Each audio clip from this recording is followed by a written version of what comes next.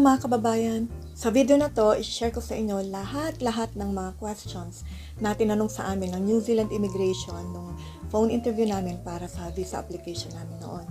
Magbibigay din ako ng mga tips kung paano sagutin ang mga tanong. Disclaimer lang po, hindi po ako certified or licensed immigration advisor. Hindi rin po ako immigration lawyer o konektado sa anumang recruitment agency.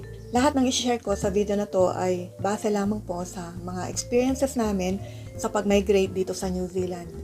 Bago tayo magpatuloy, subscribe na po kayo para ma-update kayo pag may mga bagong videos. Kung hindi nyo pa rin po napapanood, panoorin nyo po yung part 1 ng video na to kung saan diniscuss ko bakit may interview, sinong ini-interview, gaano ba katagal yung interview, ano yung focus ng interview, yung overview at mga tips. Nabanggit ko rin doon sa video na merong 8 parts yung New Zealand immigration interview at ano-ano ang mga to. Sa first part na to, ito yung mga identity questions para masigurado ng interviewer na hindi ibang tao ang kausap niya. Iko-compare nila yung mga sagot nyo dito doon sa mga sinubmit nyo na documents. Yung unang tanong, what is your date of birth? Siguro naman din nyo makakalimutan yung birthday nyo. Maigi na hawak nyo yung mga credentials nyo, yung mga papeles at mga importante na mga documents, gaya ng mga birth certificates nyo, in case na mablangko kayo. Next, what is the name of your highest qualification and where did you obtain it? So ano raw yung natapos nyo at saan nyo natapos? Kunwari sabihin nyo, I completed my bachelor's degree in commerce, major in management accounting at the University of Mindanao. Parang ganun, brief siya. Di paligoy-ligoy. Next, where were you born? Siyempre, hindi nyo sasabihin, I was born in the hospital o in our house. Yung sasagot nyo. Nagpapatawa lang ha, para hindi kayo antukin. Baka dumami ang bashers natin dyan. Kung sa Baguio kayo pinanganak, yun, Baguio City, Philippines. Ganun lang. Okay, dito sa part 2, yung introduction. Have you been to New Zealand before? So, yes or no lang ang sagot dyan. Hindi, not sure, or maybe, I think so, hindi ganun. Ito. In the instance you are granted a visa, when would you be looking at making the move to New Zealand? Kailan ka raw aalis once na nakuha mo yung visa mo? Agad-agad ba? Dahil di ka masyadong excited? After 2 months ba? Kasi pag may work ka pa o marami ka pang aayusin o baka kailangan nyo pang mag-dispose ng mga gamit, mag-empake o kailangan nyo pang magbenta ng mga ari-arian nyo, yung bahay nyo. Okay, next slide. Dito sa part 3, aalamin nila kung familiar ka ba sa New Zealand, kung ginawa mo ba yung homework mo na mag-research tungkol sa bansa na gusto mong puntahan. Yan, para malaman nila kung interesado ka talaga. Alam mo ba yung pinapasukan mo? So ito yung tanong sa part na to. Can you tell me about why you decided on New Zealand as a place to migrate to? In short, bakit New Zealand? Ano yung reason nyo bakit sa dinami-dami ng bansa na pagpipilian, bakit New Zealand ang napili nyo? Dahil ba sa lifestyle dito? Gusto nyo ba yung laid back na lifestyle? Mahilig ba kayo sa outdoors? Andito ba yung mga kamag-anak nyo o yung mga kaibigan nyo at na-convince nila kayo na pumunta rin dito? Next question. Have you given thought to where in New Zealand you might like to settle? Saang parte ng New Zealand nyo plano manirahan? Sa Auckland ba? Sa Christchurch? Sa Wellington? Sa South ba?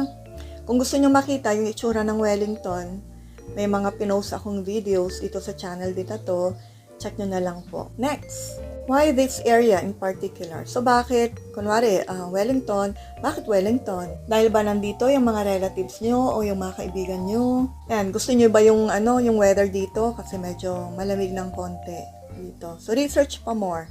Panoorin nyo na rin po yung mga videos dito sa channel kung gusto nyo makita ang itsura ng Wellington, kaya subscribe na po kayo. By the way, kung Wellington ang napili nyo at tuloy na kayo, let me know sa comments or pwede nyo akong i-DM sa aking Instagram account. I'll be happy na i-connect kayo sa mga Filipino communities dito sa Wellington. Yan, next! Part 4 na tayo. Ito yung para sa principal applicants' employment prospects. So yung tanong dito, what kind of industry would you like to work in New Zealand? Construction ba? ICT? Financial services? Telecommunications? What kind of position are you interested in? Civil engineer ba? Senior computer programmer ba? Sa pang tanong dito sa part 4 na to. What do you know about the opportunities under current labor market for this type of work in New Zealand? Marami bang opportunities para sa job role mo? In demand ba? Kailangan talaga mag-research tungkol dito. Pwede nyong i-check din to. Ayan, itong link na to. Tsaka dito. So, itong una sa Immigration New Zealand website. Hanapin nyo lang yung totong skill shortages. Tapos, yung isa naman ito, yung newzealandnow.gov.nz. And tapos, work in New Zealand, job market key industries. Basahin nyo po yung mga articles. Okay, next. Are there specific websites you have used to look for employment? Mag-register po kayo dito. Ala, ba't naputol? Gali ha. Ito yung mga websites na pwede nyong puntahan. Ito pa, TradeMe. So, Seek, Indeed.com, TradeMe. Pwede rin kayong pumunta sa mga recruiters website. Gaya ng mga Hayes, Robert Walters, Beyond Services, marami pa yan. O kaya pwede kayong dumiretso doon sa mga company websites. Gaya ng IBM, Fujitsu, Vodafone. Ilalagay ko sa description box yung mga links kung saan kayo pwedeng maghanap ng employer. Submit kayo ng mga CVs nyo with cover letters sa mga companies at recruiters dito sa New Zealand. So, submit lang ng submit. Baka sakaling makatsyempo at makakuha kayo ng job offer.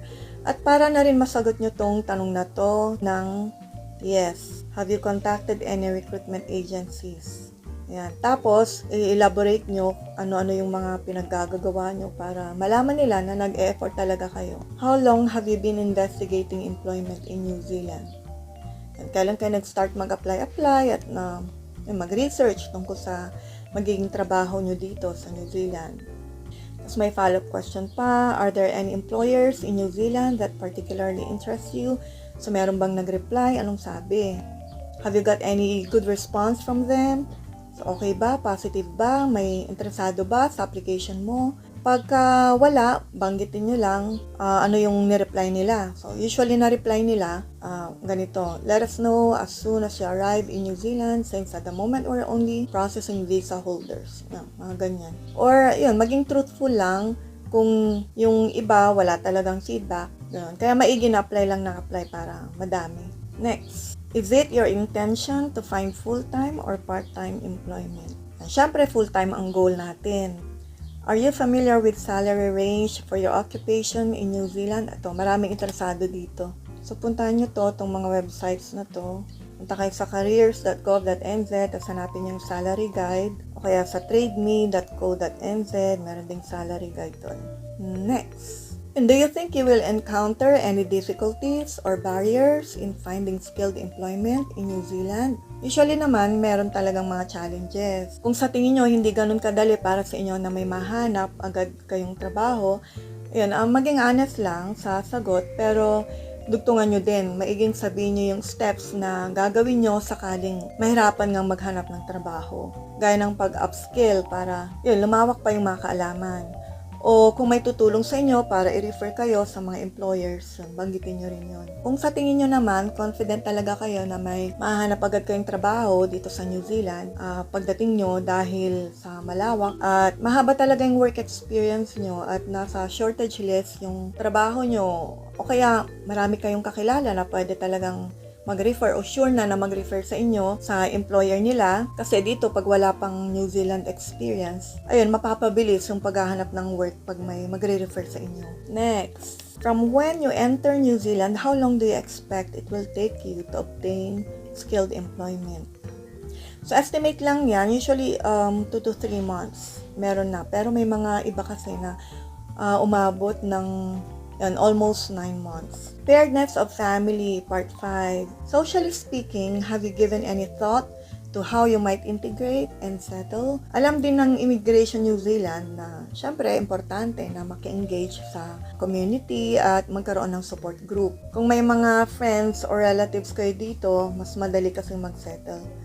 Pag wala kayong kakilala, sali kayo sa mga Facebook groups. Ilalagay ko yung link sa description box sa baba. O kung dito kayo sa Wellington magsisettle, gaya ng nabanggit ko kanina, i-DM nyo lang ako sa aking Instagram account. Pag andito na, madali lang eh. Lalo tayong mga Pilipino pa. Meron at merong lalapit sa'yo, tatanungin ka, Pinoy ka?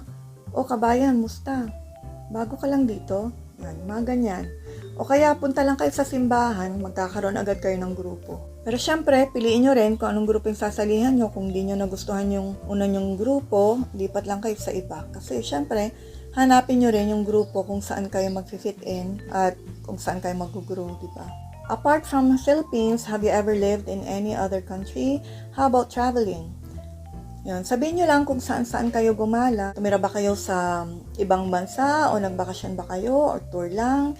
Siyempre, pag well-traveled kayo or tumira na kayo sa ibang bansa, alam nilang may experience na kayo at hindi na kayo masyadong mahirapan na mag-settle dito sa New Zealand. Ito. Medyo mahaba-habang discussion to. What do you know about housing market in New Zealand? To be honest, may kamahalan ang mga bahay-bahay dito. Mapa-rent man or bibili kayo. Yan. Sa mga major cities, pinakamahal sa Auckland. Susunod dito sa Wellington. Pero may mga suburbs pa dito sa Wellington na okay pa yung presyo. Sa Christchurch naman, may mga affordable pa. Dito sa website, trademe.co.nz, puntahan nyo yan, i-check nyo. Makikita nyo yung mga bahay dyan na for sale o kaya for rent. Pag plano nyong bumili ng bahay, pwede nyo ring puntahan itong website na to. So, gagawa na lang din ako ng mga videos na mas comprehensive at detalyado para masagot yung mga ganitong tanong para mas mapadali ang research nyo. Kaya, subscribe na po kayo. Kasi mahaba talaga itong usapin na to. Kaya ibang video na lang yung details. What do you know about the general cost of living in New Zealand? May isa na akong video tungkol sa cost of living dito sa New Zealand at nilagay ko yung yung breakdown ng actual na expenses namin. Panoorin nyo po yon kung hindi nyo pa po napapanood at gagawa pa ako ng marami pang videos na related dito. Pero sa ngayon, para magka-idea kayo, mahal po ang cost of living dito sa New Zealand. Pero kaya naman, basta matipid lang. Pag single kayo or wala pang mga chikiting, itodo nyo na yung inyong pagtitipid. So pag sinagot nyo tong tanong na to, sasabihin nyo yung totoo na aware kayo na mahal ang cost of living. Tsaka magbigay din kayo ng estimate ng expenses nyo. Yung mga pwede nyo pang gawin para madagdagan yung income. Mga kaibigan, anong bansa ba ito? Mapabasa ko sa kanya yung tanong.